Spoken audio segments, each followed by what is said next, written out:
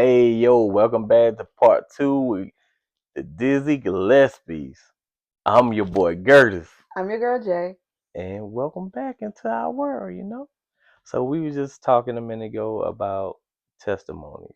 She had her testimony with one of her old employees. And now it's your go. I took the So, last one, so this one's all yours, baby. so my testimony is, I want to use my words correct.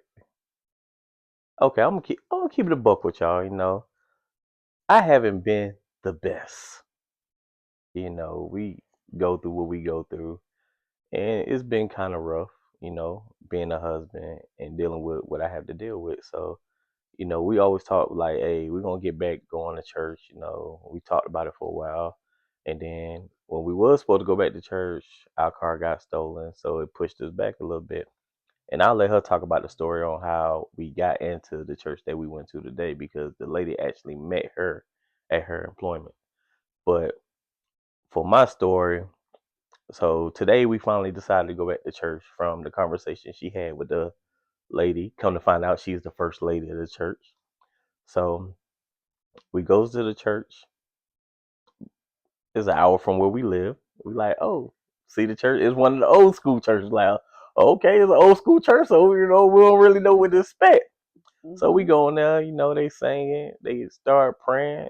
The young gentleman who prayed was amazing.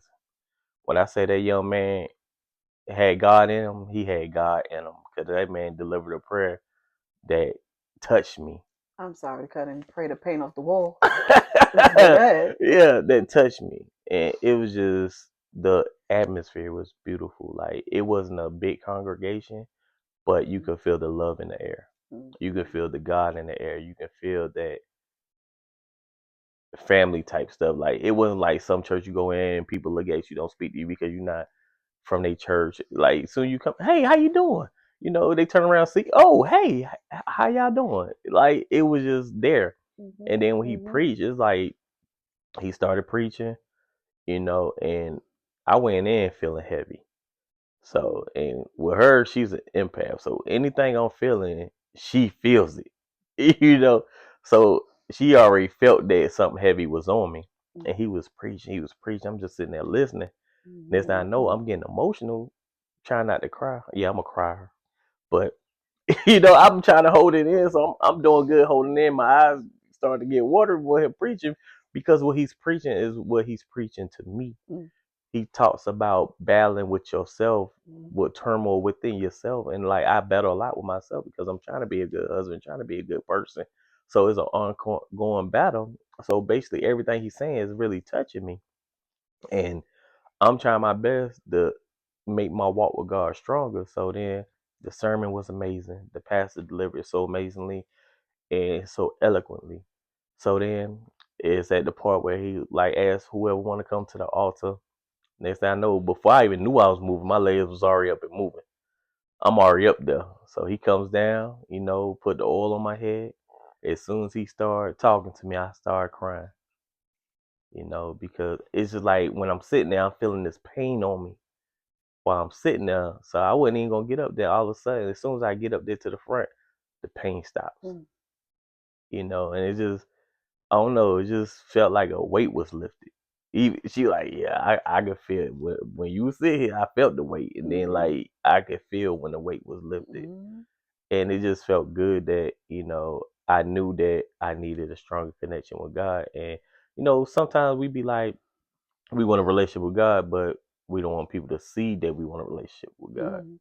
So we like, okay, I'm not gonna let nobody see me go up there. I'll just sit here and silently pray. But sometimes you just gotta take that step. I was walking before I even knew I was walking. I was like, I'm already up here, you know what I'm saying? So I definitely enjoyed the word. I definitely enjoyed it. And he looked at me like, hey, you my brother now.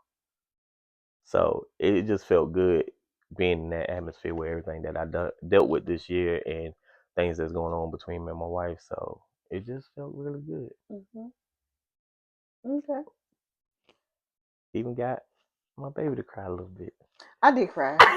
I did. I That caught me did. off guard because you don't cry. Because seeing someone commit and give themselves to God, to Christ, is the greatest gift anyone can receive. Right. That was one of my first gifts to you, was a Bible. Right. Because I think if I could give you everything in the world, but like they said, what a man to gain the whole world but lose his soul. Right. You know what I mean? And I'm like, if there's anything that I can give you outside of me being a God-fearing wife, is to show you at least a way to Christ. Right. So to see you do it and to feel the genuine nature of it, because some people do it for show. Right. It was just like, it was a good thing. It was a good thing to watch. It was a good thing to watch. Right. It was a blessing. I was glad I was there for it. And a part of me, I was like, the worldly guy. I was like, oh, let me video. So I was like, this ain't for the world. Right. This is between you and God. Like, this for you and God, between you and God. It's nothing to prove to anybody. It's not everything is for show. You know what I mean? But it was just to see you do it and really mean it. And like, it was just a good feeling. So yeah, I dropped a couple tears. I didn't boo-hoo cry. Right. But it did, make Right. the makeup runny. But it was a beautiful thing. Because I know how I felt when I made the decision, and Right. it was one of the best things I ever did. Right. The best thing, because God trumps everything. Yeah. And of course, the babies, and of course Right. things go. There's other things that are great, Right. things that happen in life, but that is the best thing you can ever uh, have, is a relationship with Christ. Absolutely. Yeah. Now, don't get it twisted. I have been baptized, and I do accept God as my personal savior. But it's like sometimes we get so caught up and focused in the world that we forget, and we do fall and we do stumble. So Right. I definitely want to rededicate my life to God. Right. So it's nothing wrong with going back, getting the rebirth. Right. So. Actually, we're gonna consider this. We're gonna make this a part 3. All right. All right. So with that being said, I'm tomorrow Gertis. Yeah. we'll be back with part 3. He said his name. I'm Jay. Like I always say, we forgot this part. Oh yeah. We may not be for you. We may be for someone. Right. So, like I just go ahead and click the share button. And the message is for someone. Yeah, Okay, absolutely. that's all we want to do, is give the message to someone. If we reach one person, that is for we've reached a lot.